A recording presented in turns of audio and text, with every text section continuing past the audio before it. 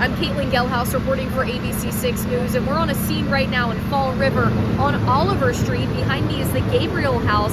This is an assisted living facility that caught on fire around 9:30 late Sunday night.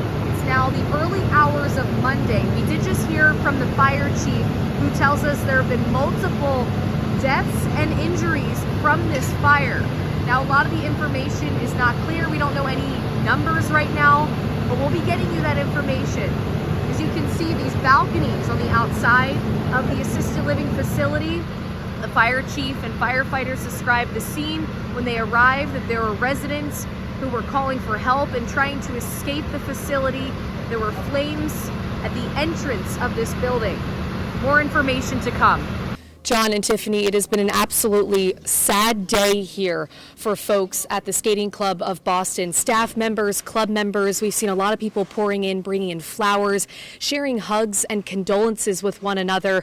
Those 6 victims spent a lot of time here at the rink. And for a lot of the people that we've talked to today, they describe the figure skating community as a tight-knit family.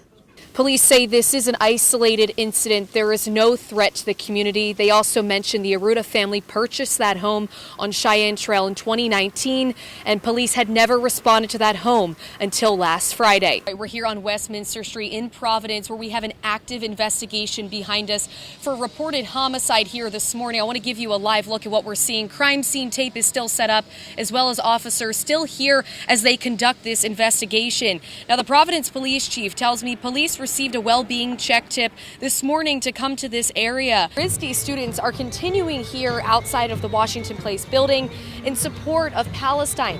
Now, inside of the building is where it gets interesting. 22 students, as well as 1 member of the community, we're told, they're barricaded inside, and you can see up there, their students are hanging out of the window there. They have some flags and signs. We've actually seen some food and drinks being delivered up to these students because they say they're not coming down anytime soon. Just 5 days of those deliberations, and the jury was not able to reach a unanimous verdict here. The Norfolk County DA's office says they're trying and vowing to try this case again. Now, again, the judge is claiming that this is a mistrial. Reed is accused of killing her Boston police officer boyfriend, John O'Keefe, with her SUV outside of a Canton home in 2022 and leaving him to die in the cold. Today, an investigation into what started a fire here at the Matunic Oyster Bar in South Kingstown continues. The area completely taped off now as workers are trying to figure out the cause of this fire. Now, while the building behind me is still standing, the chief believes it's a total loss. The fire started just before 4 o'clock Tuesday morning. Luckily, there was no one inside of the restaurant. Yeah, John. Well, Joe Mazzulla played ball for Bishop Hendricken, and I had the amazing opportunity to catch up with his high school coach, who tells me that he made a huge impact both on and off the court.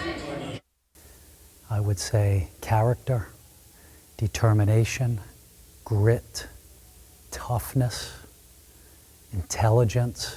The words Jamal Gomes uses to describe Joe Mazzulla, and he would know. Gomes is the head basketball coach at Bishop Hendricken High School. Going back to when he was in the 9th grade here at Bishop Hendricken, and now seeing what he's doing at the highest level in professional sports, I think those words still ring true for Joe Mazzulla. Mazzulla making an impact at Hendricken, earning all-state first-team honors and winning 3 state titles for the program. But his impact was not just on the court. When he was a young man here at Bishop Hendricken, he was a great player, he was a great student, he was a great athlete. He had his ups and downs like any other high school student trying to figure out their way through life. But he had an it factor.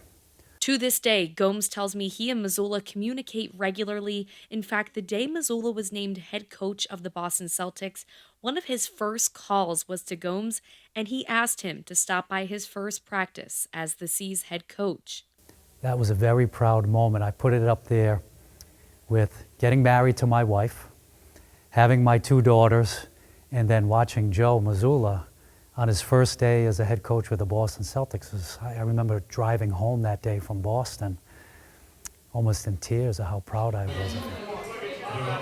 Now, Jamal also sharing with me that he is not surprised one bit to see where Missoula is in his career right now.